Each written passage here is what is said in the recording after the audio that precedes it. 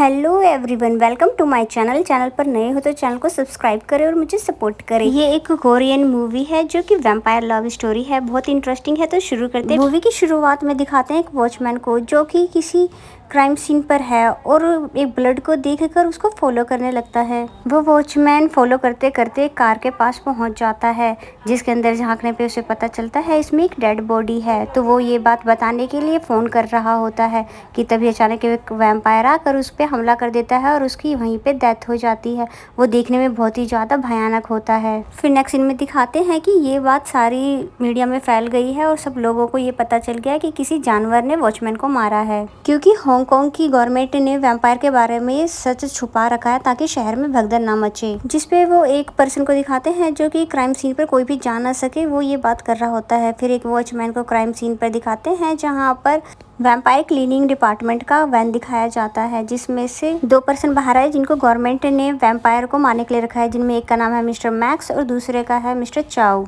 फिर mister max officer से बात करने लगते हैं जो कि बॉडी के पास जाने से रोक रहा था, और फिर दूसरी तरफ मिस्टर चाओ उस बॉडी के पास जाते हैं जो कि कार में था और वो पहली बॉडी को चेक करने लगते हैं। दूसरी तरफ मिस्टर मैक्स उस ऑफिसर की तारीफ कर रहे थे। वो ऑफिसर अपनी तारीफ सुन के बहुत ज़्यादा खुश हो रहा था कि तभी वो टर्न हुआ और उसकी नोज पर चोट लग गई, क्योंकि अब चोट लगने से ब्लड भी आ गया था, जिसकी स्मेल से जो जमीन पर पड़े हुए डेड बॉडी था उसमें हलचल होने लगता है और वो स्मेल से उठ जाता है। वो मिस्टर चाओ पे हमला करने वाला ही था कि तभी वो उसको पकड़ लेते हैं और उसे फाइट करने लगते हैं। और तभी दूसरी तरफ वॉचमैन का भी बॉडी आ जाता है जो कि वैम्पायर बन गया था और वो ऑफिसर और मिस्टर मैक्स पर हमला करने ही वाला था कि तभी मिस्टर चाओ अपनी जादुई तलवार को अपने ब्लड से स्टार्ट करके उस वैम्पायर पे हमला करते हैं और उसे खत्म कर देते हैं, क्योंकि वैम्पायर के काटने से ये लोग भी वैम्पायर बन चुके थे। कि तभी एंट्री होती है यहाँ की मेन लीड हीरो की, जिसका नाम है टिम, जो कि न्यू वैम्पायर क्लीनिंग डिपार्टमेंट में एंटर हुआ है, जो कि ऑफिसर के रोकने पे कहता है पता भी है मैं कौन हूँ। तो पुलिस ऑफिसर साफ मना कर देते हैं और कहते हैं कि तुम हो कौन। तो फिर टिम अपनी स्टोरी बताता है कि वो कैसे वैम्पायर क्लीनिंग डिपार्टमेंट में ऐड हुआ था। तो यहाँ से स्टोरी फ्लैशबैक में जाती है जहाँ पर टिम अपनी ग्रैंड मदर को ढूंढ रहा था कि तभी वो उनको एक बॉक्स में छुपी हुई मिली, क्योंकि उनकी अपनी पड़ोसी से लड़ाई हो गई थी कि जिस वजह से उनको वहाँ पे छुपना पड़ गया। कि तभी वहाँ पे वो पड़ोसी भी आ गया जो कि ग्रैंड मदर से लड़ ही रहा था। कि तभी टिम उनसे रिक्वेस्ट करके उनको रोकता है और फिर जब भी वो आदमी वहाँ से जाने लगता है तो वो अपनी ग्रैंड डॉटर से कहता है कि कभी भी इस टिम जैसा मत बनना। जिसकी बातें सुनकर ग्रैंड मदर को बहुत ही ज़्यादा गुस्सा आता है और वो टिम से कहने लगती है क्या तुम उस बुढ़े को मार नहीं सकते थे? तुम इतने ज़्यादा कमज़ोर क्यों हो और तुम कब स्ट्रॉन्ग बनोगे? फिर ग्रैंड मदर से बहुत ज़्यादा आगे चला नहीं जाता तो वो वहीं बैठ जाती है। तब टिम उनके लिए ट्रॉली ढूंढने लगा ताकि उस ट्रॉली पे बिठाकर अपनी ग्रैंड मदर को ले जा सके। कि तभी टिम को उस आदमी के ग्रैंड डॉटर दिखी जो कि वहाँ पर खड़ी रो रही थी। तो टिम उस लड़की से पूछता है कि तुम्हारे ग्रैंड फादर कहाँ पर है और तुम रो क्यों रही हो? जिस पर वो बच्ची बताती है कि वो वहाँ पर है जो कि एक आदमी से फाइट कर रहे थे, जिसको देखकर टिम बहुत ही ज़्यादा डर जाता है क्योंकि वो बहुत ही ज़्यादा डरपोक है। लेकिन बाद में बहुत ही ज़्यादा हिम्मत करके अंदर जाने का डिसाइड करता है और उस बच्ची को मदद लाने के लिए भेज देता है। लेकिन जब बहुत हिम्मत करके उस आदमी को टिम मारने जा ही रहा था कि तभी उसकी पैर फिसल जाती है और वो वहीं पर गिर जाता है। तो वो आदमी उस ओल्ड मैन को छोड़कर टिम की तरफ बढ़ जाता है। जैसे ही वो मुड़ता है तो ये देखकर टिम समझ जाता है कि ये कोई नॉर्मल पर्सन नहीं बल्कि एक वैम्पायर है, इसलिए उसे देखकर टिम की हालत खराब होने लगती है। फिर वो वैम्पायर कूद कूद कर टिम की तरफ बढ़ने लगता है क्योंकि इन वैम्पायर को चलना नहीं आता, और फिर तभी डायरेक्ट टिम के ऊपर गिरकर उसकी बम को खाने लगा, जिस वजह से बेचारा टिम काफ़ी ज़ोर से चिल्ला रहा था। और फिर तभी वहाँ पर वैम्पायर क्लीनिंग डिपार्टमेंट की टीम उनको आकर वहाँ से बचा लेती है। फिर हमें नेक्स्ट सीन दिखाया जाता है जिसमें टिम को होश आता है, तो वो इस हादसे की वजह से बहुत ज़्यादा डरा हुआ था। फिर वो जैसे ही अपने कमरे से बाहर आता है तो देखता है मिस्टर चाओ और मिस्टर मैक्स दोनों ही उसके घर आए हुए हैं, जिन्होंने टिम को बचाया था। और हैरान की बात तो ये है कि ग्रैंड मदर को इनके बारे में पहले से ही पता है, यानी कि वो इनको पहले से पहचानती है। फिर टिम अपनी ग्रैंड मदर को कल रात के बारे में जैसे बताने जा ही रहा था कि मैक्स और मिस्टर चाओ उसे रोक लेते हैं, और फिर ग्रैंड मदर के किचन में जाते ही वो उसकी टीथ और उसके बम को चेक करने लगा कि कहीं ये वैम्पायर में डेवलप तो नहीं हो रहा है। कि तभी मिस्टर मैक्स कहते हैं तुम इसे छोड़ दो, यानी कि मैं ऑलरेडी ही इसको चेक कर चुका हूँ। और फिर मिस्टर मैक्स टिम को अपना कार्ड देकर कहते हैं अगर तुम्हें जानना है कि कल रात को क्या हुआ था तो इस एड्रेस पर आकर मिलो। तो टिम कार्ड को ले लेता है। फिर नेक्स्ट डे का सीन दिखाया जाता है जो कि एक क्लीनिंग डिपार्टमेंट में आता है, जिसको वीसीडी के अंदर जाने का रास्ता एक कवर्ड के अंदर से था। और फिर टिम जैसे ही अंदर आया तो मिस्टर मैक्स उसको वैम्पायर की पूरी हिस्ट्री बताने लगे कि वो कैसे वैम्पायर का खात्मा इंसानों से छुपकर करते हैं। तो तभी टिम कहता है ओके ओके मैं समझ गया, जिस पर मिस्टर मैक्स उसे सख्त वार्निंग देकर कहते हैं मेरे सामने इंग्लिश वर्डों का इस्तेमाल मत किया करो क्योंकि मुझे इंग्लिश समझ थोड़ा कम आता है। तो टिम कहता है ठीक है मैं समझ गया।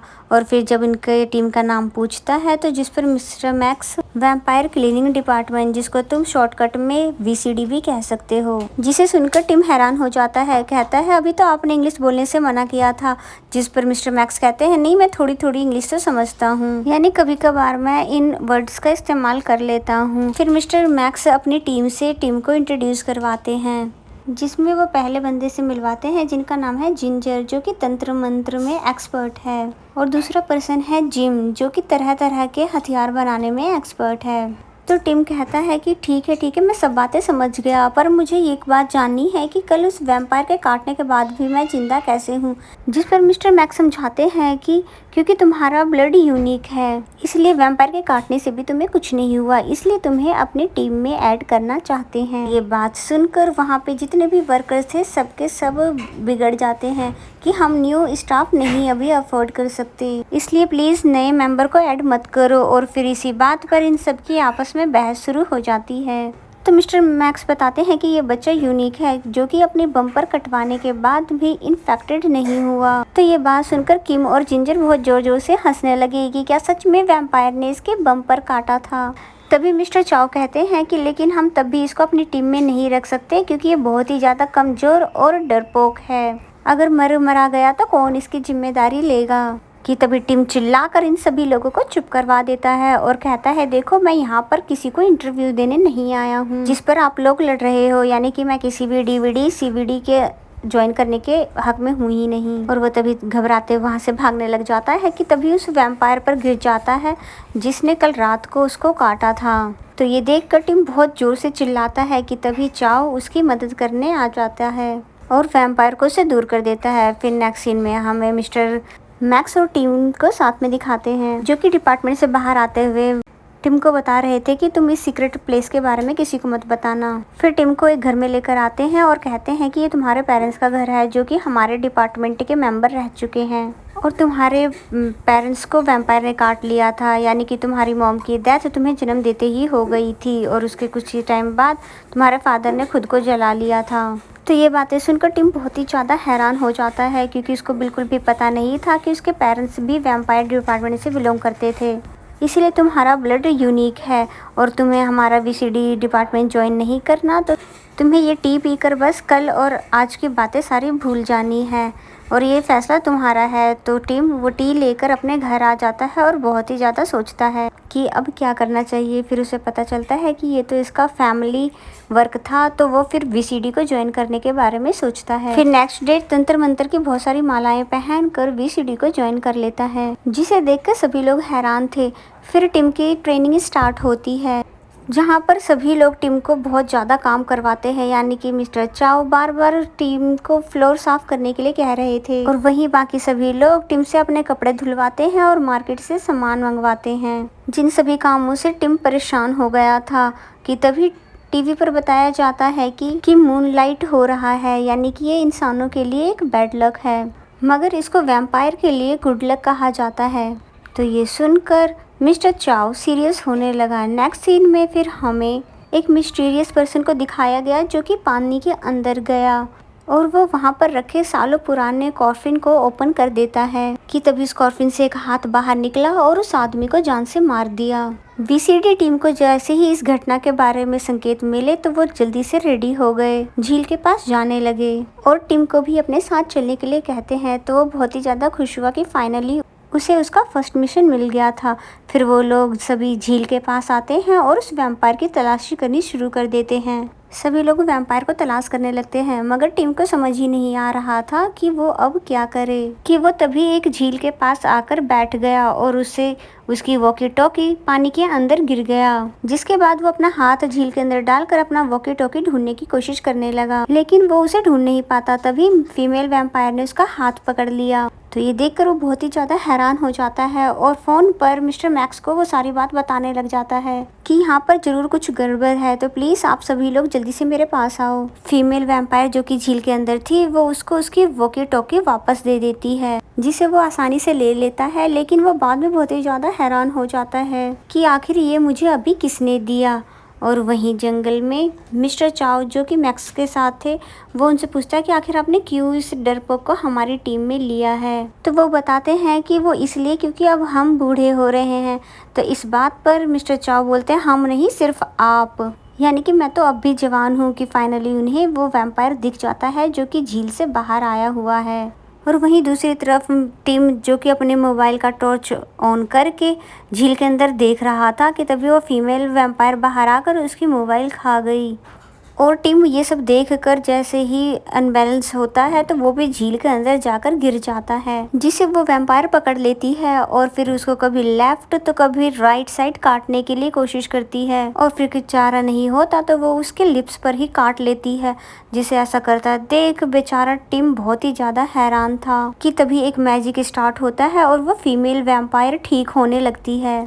यानी कि कोई जादुई चीज टिम की बॉडी से फीमेल वैम्पायर की बॉडी में जा रही थी, जिस वजह से वो वैम्पायर एक सुंदर लड़की की फॉर्म में डेवलप हो जाती है। और फिर जैसे ही टिम को मौका मिलता है तो वो झील से बाहर आ जाता है और वो नोटिस करता है कि उस फीमेल वैम्पायर का दांत उसके लिप्स पर ही लगा रह गया है। वहीं दूसरी तरफ मिस्टर चा और मैक्स उस स्ट्रॉन्ग वैम्पायर का पीछा कर रहे थे कि तभी ये दोनों उस पर हमला करना शुरू कर देते हैं। और जैसे ही मौका देखकर उस वैम्पायर को खत्म करने ही वाले थे कि तभी उन्हें टिम की कॉल आई जो कि मदद के लिए चिल्ला रहा था। इसलिए उन्हें स्ट्रॉन्ग वैम्पायर को छोड़कर टिम की मदद के लिए जाना पड़ा। वहीं टिम जो कि बहुत जोरों से चिल्ला रहा था फीमेल वैम्पायर को पानी से धीरे धीरे बाहर आता हुआ देखकर, कि तभी वहां पर बाकी के लोग आकर उसको बचा लेते हैं। फिर सीन दूसरी वीसीडी टीम पर शिफ्ट होता है, जिन्होंने झील से दोनों कॉर्फिन को बाहर निकाला।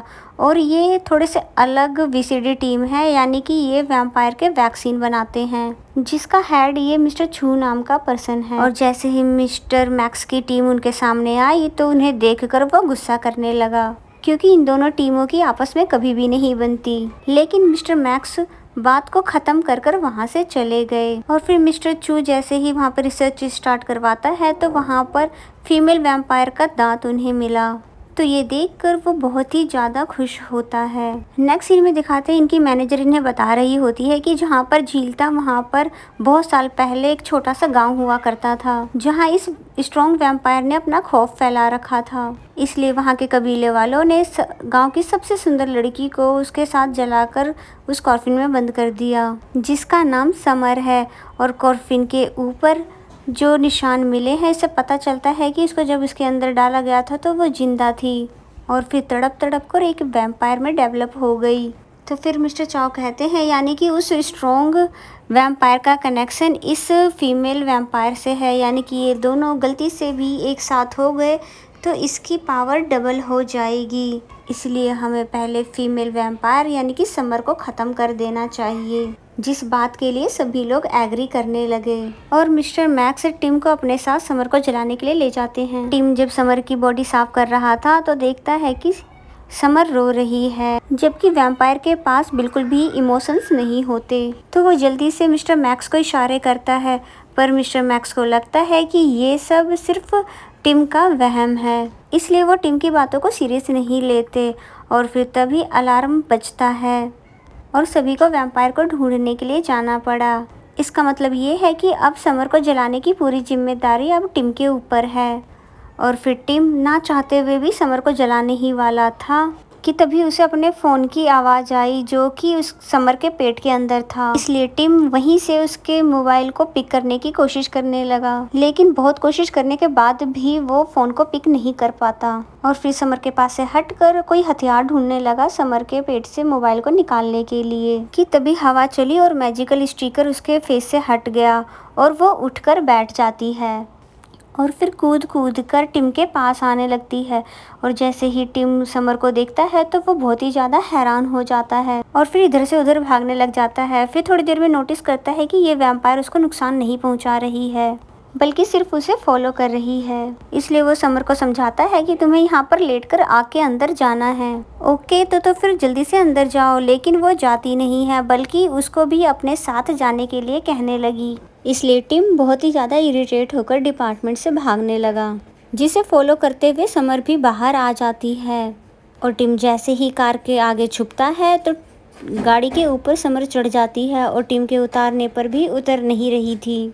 तभी कार का ओनर वहां आकर बोलता है कि ये क्या हो रहा है, यानी कि तुम दोनों मेरे कार के साथ क्या कर रहे हो। तो तभी टिम उसको उसके नाम से समर करके बुलाता है, तो जिसको सुनकर वो तभी नीचे आ जाती है। तो समर उन्हें बताता है कि ये मेरी गर्लफ्रेंड है और ये बहुत ही ज़्यादा ड्रंक है, आप फिक्र मत कीजिए, मैं इसको यहाँ से अभी लेकर जाता हूँ। और फिर वो भी समर की तरह कूदते कूदते वहाँ से चला गया और फिर समर को ऐसे ऐसे बोलकर ले जाने लगा जैसे वो छोटी बच्ची हो। और फिर टिम ने उसको लाकर अपने घर के कबर्ड में बंद कर दिया, क्योंकि वो नहीं चाहता था कि वो और ज़्यादा उसे तंग करे, क्योंकि समर को अब बैड मेमोरीज है कबर्ड को लेके, इसलिए वो जोर जोर से पटकने लग जाती है कबर्ड को। फिर टिम डोर को जैसे ही ओपन करता है तो वो देखता है कि समर बहुत ही ज़्यादा बुरी तरह से काँप रही होती है, क्योंकि उसे अंधेरे में अब वही सब दिख रहा था जब गांव वालों ने उसे जिंदा जलाकर कॉफिन में बंद कर दिया था। तो टिम उसे कबर्ड से बाहर निकाल लेता है।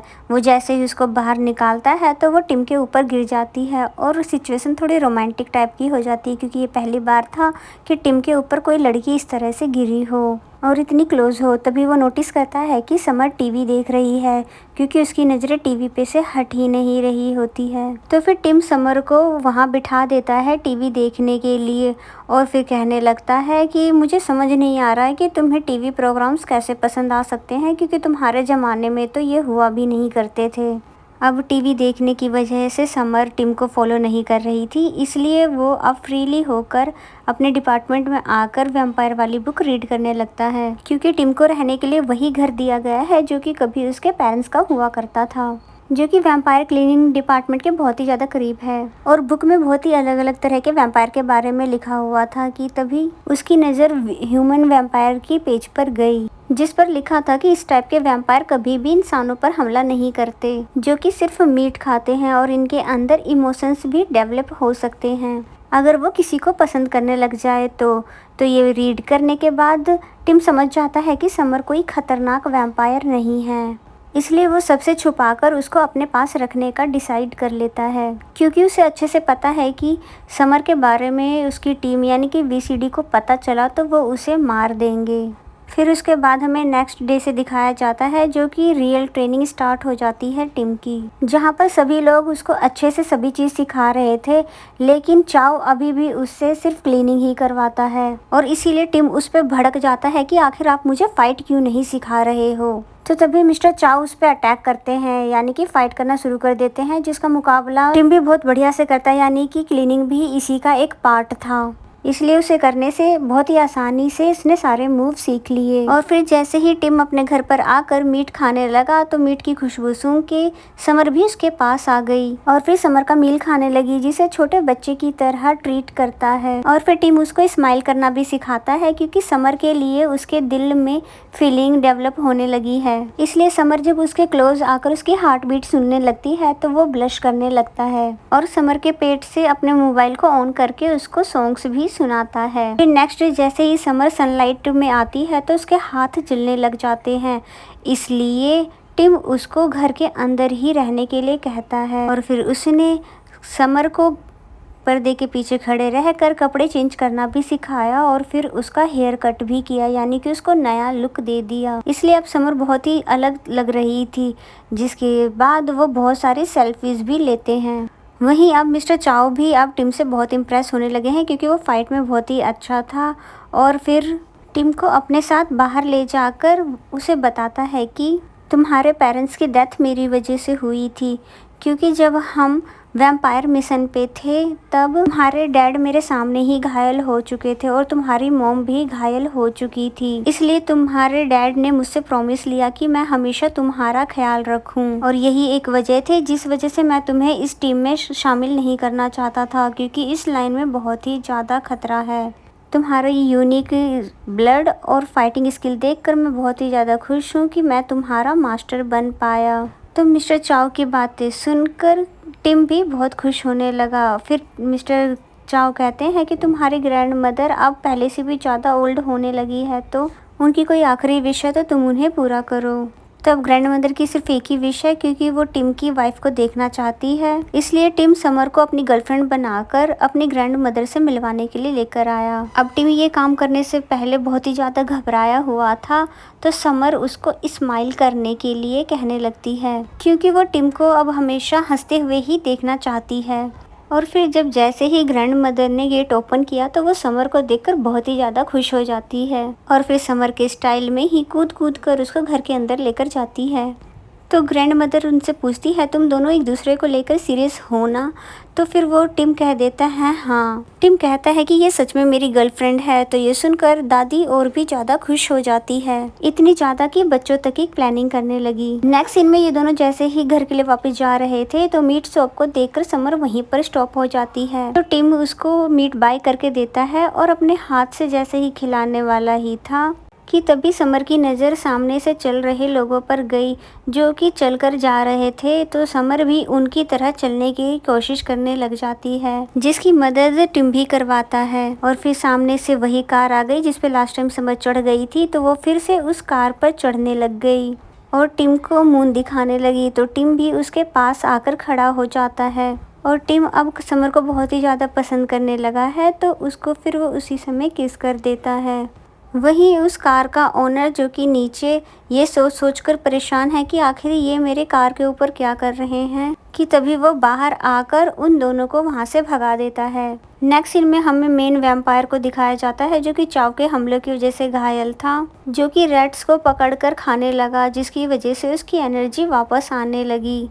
दूसरी तरफ टिम की आज आखिरी दिन है ट्रेनिंग का, जहां पर मिस्टर चाव उसको गुड लक कहकर एक तलवार देते हैं, जिसे देखकर वो बहुत ही ज़्यादा खुश होने लगा और फर्स्ट टाइम वो यहाँ पर रियल वैम्पायर से फाइट करने लगा। जहां पहले तो बहुत ही अच्छे से वो फाइट करता है और फिर जैसे ही हारने लग जाता है तो यहाँ पर वो मीट का इस्तेमाल करके वैम्पायर को कंट्रोल में करने लगता है। तो ये देखकर वहाँ पर बहुत ही ज़्यादा हैरान होते हैं सभी, क्योंकि कोई इंसान फर्स्ट टाइम किसी वैम्पायर को कंट्रोल कर रहा था। लेकिन चाव के बोलने से टिम बीच में डिस्ट्रैक्ट हो जाता है, जिसकी वजह से वो वैम्पायर उस पर अटैक कर देता है। वो उसको मारने ही वाला था, तभी मिस्टर मैक्स सामने आते हैं उसे बचाने के लिए। दूसरी तरफ समर को भी टिम की चिल्लाने की आवाज़ आती है, इसलिए वो तभी भागते हुए उसके पास आ गई और वैम्पायर को दूर फेंक देती है, जिस वजह से मिस्टर मैक्स भी घायल हो जाते हैं। वो वैम्पायर इससे पहले मिस्टर मैक्स को अटैक कर उन्हें ख़त्म करता,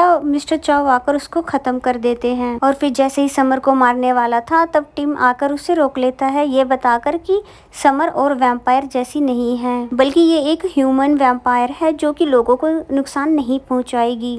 लेकिन चाव बिल्कुल भी टिम की बातों का यकीन नहीं कर रहा था कि तभी अचानक से अलार्म बजा वीसीडी का। इसलिए इनकी मैनेजर इनको पहले लोगों की हेल्प के लिए बाहर भेजती है और जिंजर समर पे स्टिकर लगाकर फिर उसको अपने साथ लेकर जाने लगा, जिससे टिम रिक्वेस्ट करता है कि जब तक मैं वापस नहीं आता प्लीज़ समर के साथ कुछ भी मत करना, मैं आपसे रिक्वेस्ट करता हूँ। तो ये सुनकर वो उसकी बात मान जाते हैं।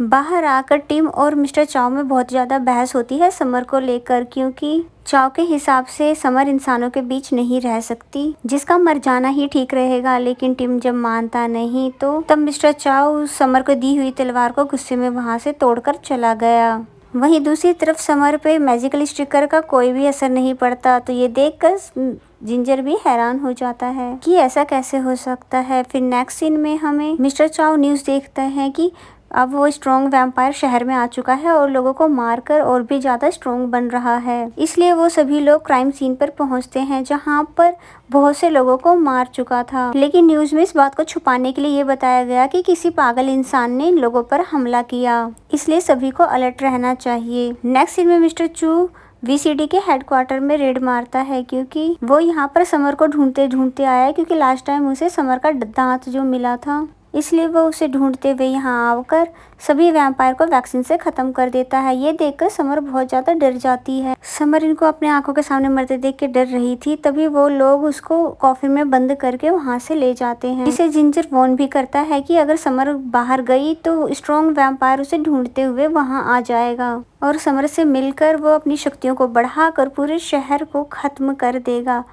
मगर मिस्टर चू मिस्टर जिंजर की बातों का बिल्कुल भी सीरियस नहीं लेते। नेक्स्ट सीन में हमें न्यूज़ को दिखाया जाता है जिसे टिम देख रहा था कि कुछ लोगों को एक और फिल्म मिला है जो ले जाते हुए दिखाई दिए हैं। तो ये देखकर टिम समझ जाता है कि मिस्टर चू समर को पकड़ चुके हैं, इसलिए वो जल्दी से घर पर आकर समर को बचाने जाने के लिए तैयारी करने लगा, जिसे देखकर ग्रैंड मदर उसको उसकी फादर की तलवार देती है, ये कहते हुए कि जल्दी जाओ और मेरी बहू को बचा कर लाओ। तो ये सुनकर टिम बिल्कुल हैरान हो जाता है क्योंकि ग्रैंड मदर को स्टार्टिंग से अब तक की सारी बातें पता थी। फिर सीन स्टार्टिंग में आई जो कि जहाँ पर इन्फेक्टेड लोगों को चाव ने मारा था और टिम ऑफिसर को अभी तक अपनी स्टोरी समझा रहा था ताकि वो उसे अंदर जाने दे, लेकिन ऑफिसर जब भी नहीं मानता तो क्योंकि उनको उनकी बातें झूठ लग रही थी, तभी मिस्टर मैक्स आकर उन्हें अपनी बातों में उलझाने लगते हैं, जिसका फायदा उठाकर टिम जल्दी से अंदर भाग जाता है। उसके बाद हम लोग देखते हैं कि ये सभी लोग इकट्ठे हो चुके हैं और वैम्पायर से लड़ने के लिए तैयार है।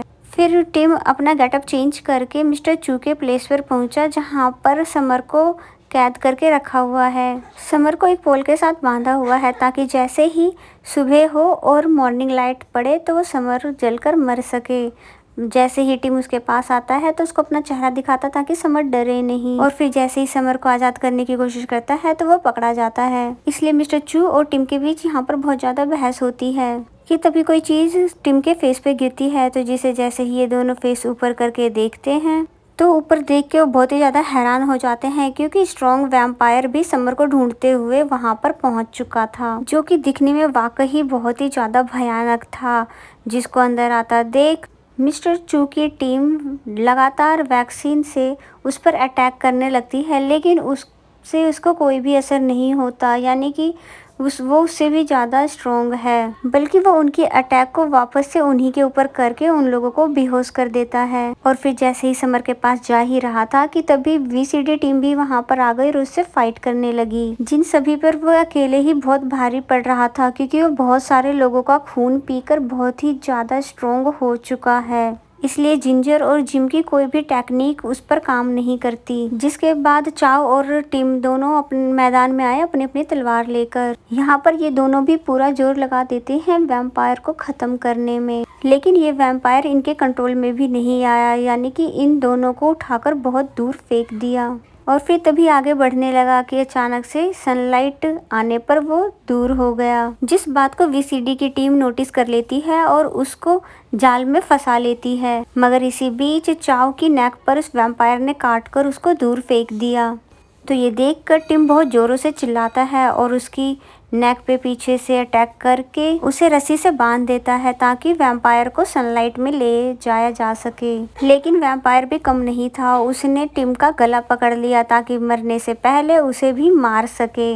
लेकिन ये सब समर से बिल्कुल भी नहीं देखा जाता, तो वो खुद को आज़ाद करके तभी उड़ती हुई टिम के पास जाती है और टिम को वहाँ से हटाने के बाद खुद वैम्पायर को कस के पकड़ लेती है सनलाइट में और वो वैम्पायर मरने लग जाता है।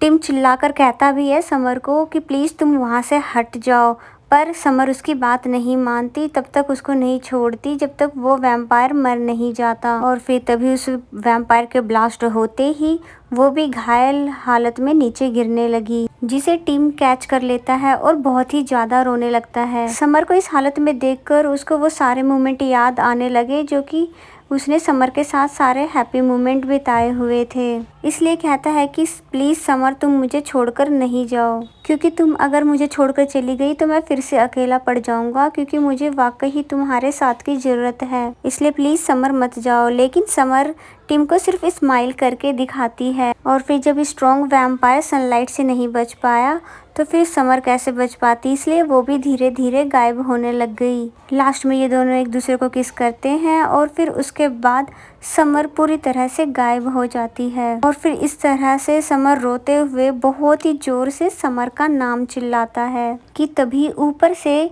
टिम की फोन उसके सामने गिर जाता है, जो कि जब से समर के पेट में था। इसके बाद हमें स्टोरी को 3 साल आगे का दिखाया जाता है, जहां पर टिम अब बहुत ही ज़्यादा चेंज हो चुका है और वीसीडी टीम में अब नए लोगों को ऐड कर रहा है, क्योंकि गवर्नमेंट ने इनसे इम्प्रेस होकर इनको पहले से भी बड़ा हेडक्वार्टर दे दिया है और टीम बढ़ाने के लिए भी बोला है। और फिर बात की जाए मिस्टर चाओ की, तो जिसे वैम्पायर ने काटा था तो उसे टिम ने अपने ब्लड से ठीक कर दिया था, क्योंकि अब ये लोग वैम्पायर वैक्सीन भी बना चुके हैं, जो कि सिर्फ टिम के ब्लड से बनती है। उधर टीम अपने नए मेंबर को ट्रेन कर ही रहा था कि तभी प्रैक्टिस के दौरान किसी लड़की ने उसे गलती से मारा, जिसे उसने जैसे ही मुड़ के देखा तो देखता ही रह गया, क्योंकि ये बिल्कुल ही समर की तरह थी और इसका नाम विंटर है और ये एक इंसान है, जिसे देखकर टिम बहुत ही ज़्यादा खुश होने लगा, क्योंकि अब फाइनली उसको उसका पहला प्यार मिल ही गया। और फिर हैप्पी एंडिंग के साथ ये मूवी यहीं पर ख़त्म हो जाती है। मुझे उम्मीद है कि आपको मेरा एक्सप्लेनेशन अच्छा लगा होगा और ये कहानी भी बहुत ही दिलचस्प थी।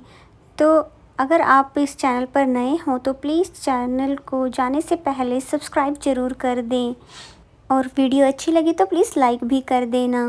मैं पूरी कोशिश करती हूँ कि मैं अपने चैनल पर अच्छी से अच्छी स्टोरी को अपलोड कर सकूँ। तो ये मूवी आपको कैसी लगी ये कमेंट करके मुझे ज़रूर बताएं, ताकि मैं आपके लिए और भी अच्छी स्टोरी ला सकूं। तो मिलते हैं किसी और एपिसोड के साथ, तब तक लिए बाय बाय।